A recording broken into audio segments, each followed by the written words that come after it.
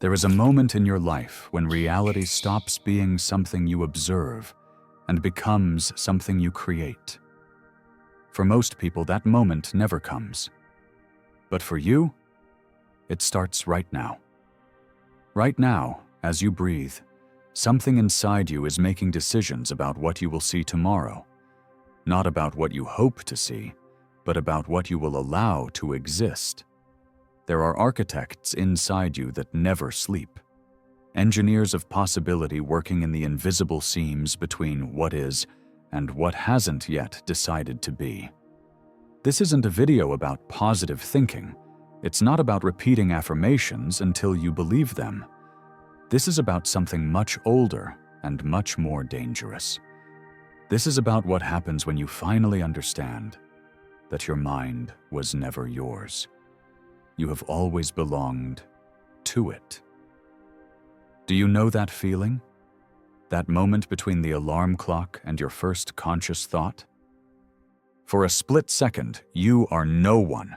You have no problems, no history, no name.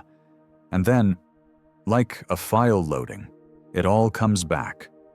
The job you don't love, the conversation you need to have, the body you judge in the mirror, the money you don't have, the person who left, the future that scares you.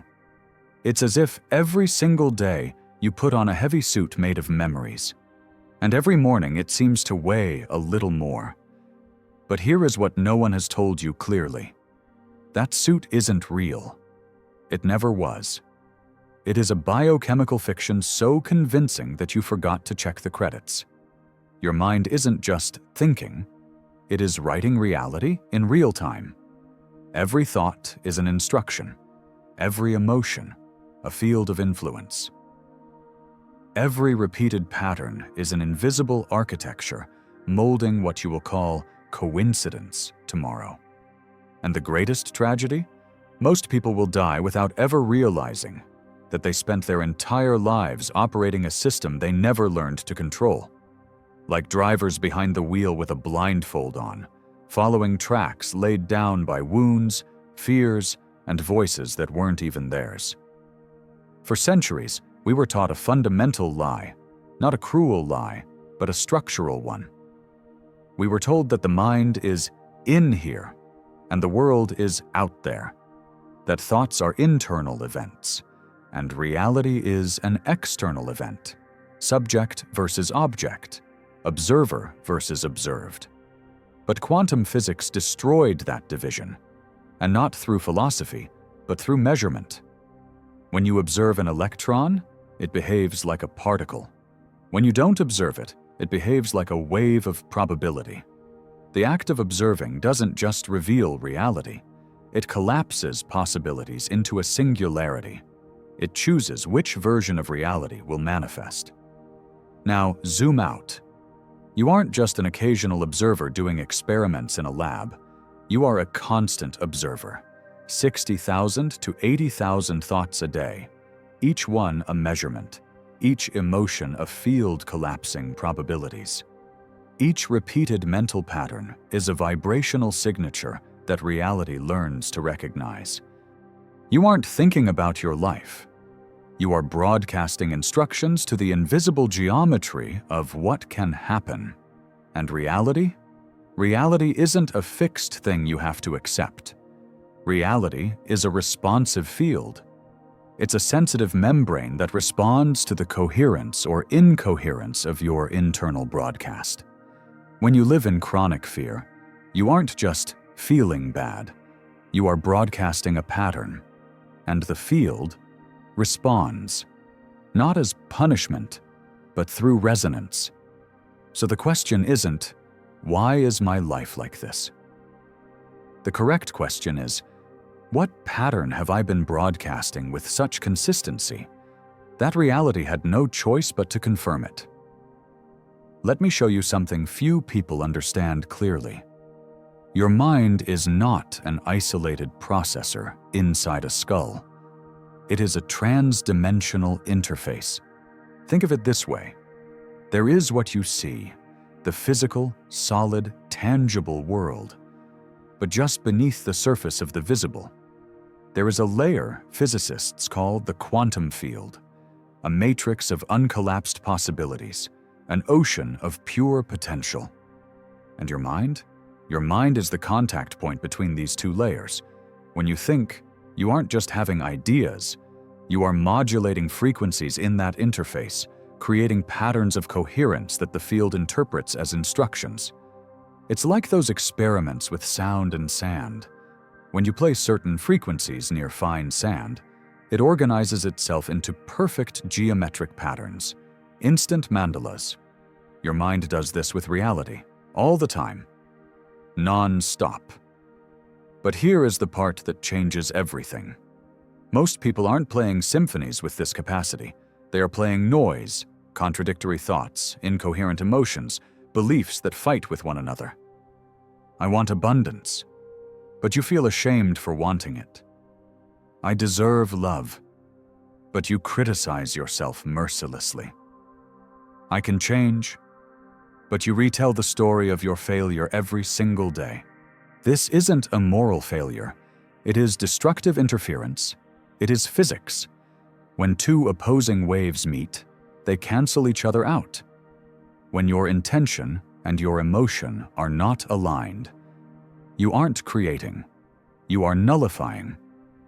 But when there is coherence, when thought, emotion, and attention point in the same direction, when you aren't divided between what you want and what you fear, when there is an internal singularity, you become such a potent antenna that the field has no choice but to respond.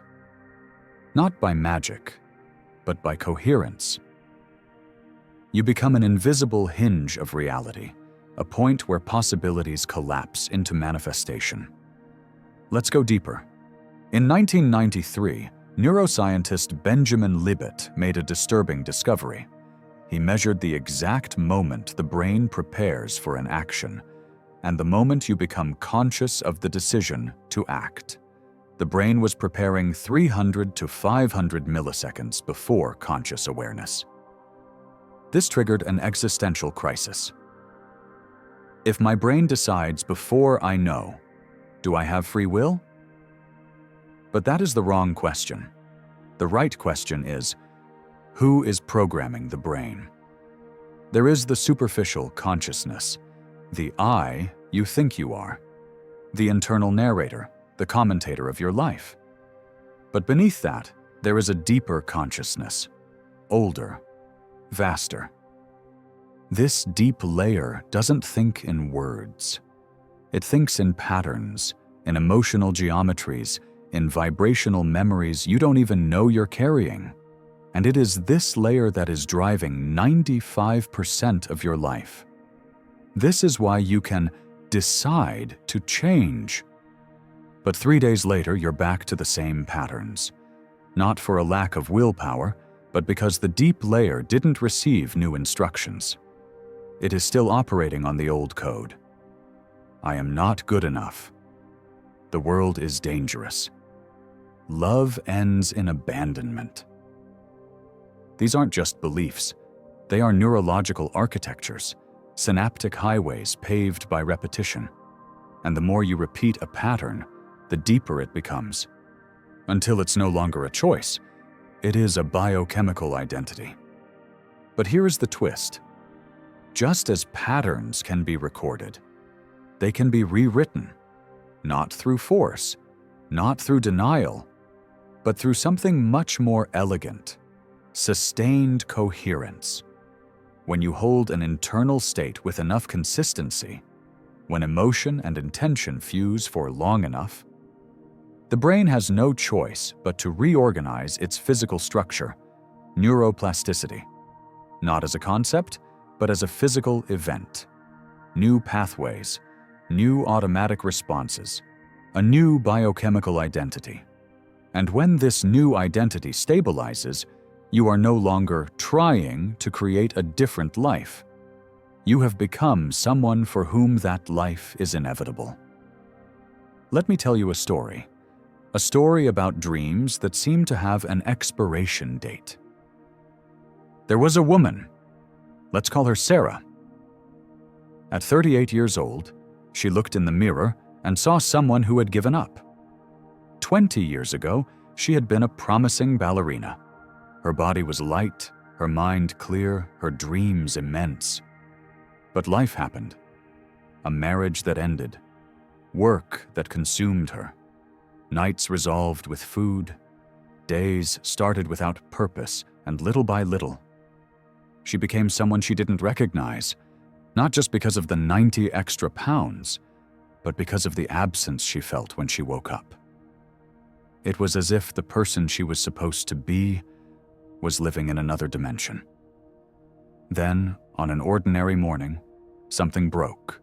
Not a dramatic decision, but an internal whisper she couldn't ignore. You are still here. She is still here. Sarah didn't go on a diet. She didn't start with promises about the gym. She did something no one would understand. For 3 months, every day, for 30 minutes. She closed her eyes and danced internally, not imagining that one day she would dance, but being the ballerina who never ceased to exist, feeling the lightness of the body in motion, the joy of moving with grace, the gratitude of inhabiting a body that responded with fluidity. She wasn't visualizing a goal. She was collapsing an identity. And something extraordinary began to happen. Without thinking, she started choosing different foods, not out of discipline, but because that version of her simply didn't resonate with those old patterns. Without forcing it, she started moving more, not out of obligation, but because her body was remembering who it always was. 6 months later, she was standing in the same studio where she had danced at 18. And when she began to move, there was no effort, only recognition. The teacher watching her asked, "How did you come back after so long?" And Sarah smiled with tears in her eyes. "I never left. I just forgot where I was." Sarah didn't change her body through willpower. She rewrote the frequency of her identity. And when that new frequency stabilized, the body had no choice but to mirror the internal pattern. Not because bodies obey magical thoughts, but because every cell is constantly reading the biochemical instructions your mind transmits. And when you change the instruction consistently and coherently, matter responds. Always. Not immediately, but inevitably. Now it's your turn. Not just to listen, but to experience. This is not an exercise. It is a ritual of coherence. Close your eyes if you can, or keep a soft gaze out of focus. First, feel the weight of your body. Don't think about it. Feel it. The pressure of the seat, the contact of your feet with the floor, the gravity pulling you down. Now, realize that you are not this body. You are using this body. There is a difference. Take a deep breath, and on the exhale, release the old identity. Now comes the important part. Choose a future version of you. Not something you want, something you already are in a parallel line of probability. Don't visualize images. Feel the sensation of already being that person, the emotional texture, the inner peace, the anticipated gratitude. That sensation, that isn't imagination, it is quantum information. You are tuning into a frequency, and the field is listening. Hold that feeling for another 30 seconds. Don't strain, just inhabit it. When you open your eyes, you will be slightly different. Not dramatically, but vibrationally. And reality will notice. Not today, maybe not tomorrow, but it will notice. Because you just sent a clear instruction, a conscious collapse of probability. Here is what few realize. You aren't just creating your reality, you are participating in a collective symphony. Every conscious mind on this planet is an instrument in this orchestra. But when even one person finds internal coherence, they don't just affect their own life, They create a field of coherence that others can feel. That is why you feel different near certain people, not because of what they say, but because of the frequency they inhabit. Have you ever met someone who, just by their presence, made you feel calmer, clearer, that more was possible? That person wasn't doing anything, they were just being coherent, and the field around them responded. So when you reorganize your own mind, when you become a tuned instrument, you aren't just changing your life. You are sending a frequency of possibility to the collective field. You are proving that it is possible. You are becoming living evidence that consciousness can shape matter. And the more people wake up to this power, the more the screen of reality itself becomes malleable. Think of it this way. Right now, you are in the middle of an evolutionary transition, not just as an individual, but as a species. We are exiting a paradigm where we see ourselves as victims of a mechanical universe and entering a new paradigm, where we understand that we are conscious co-creators in a responsive universe. And you who are watching this right now, you didn't arrive here by accident. Something in you recognized this truth before I even spoke. Something in you already knows. You are one of the silent architects of the new world, one of the tipping points of the collective consciousness. And what you do with this knowledge, the pattern you choose to broadcast from here on out, that matters, not in an abstract way, but in a quantum way. Reality is listening. It always has been. The question is, what are you going to say to it now? If something moved inside you while watching this, if something remembered, don't let that feeling evaporate. This type of recognition, it is rare, it is precious. It is your deep consciousness saying, yes, this, I know this. You don't need to understand everything right now. You don't need to have a plan. Just don't go back to sleep. Because the world desperately needs people who are awake. Not enlightened, not perfect, just awake. People who understand that consciousness isn't something you have, it's something you are. And when you operate from that understanding, you aren't just living better.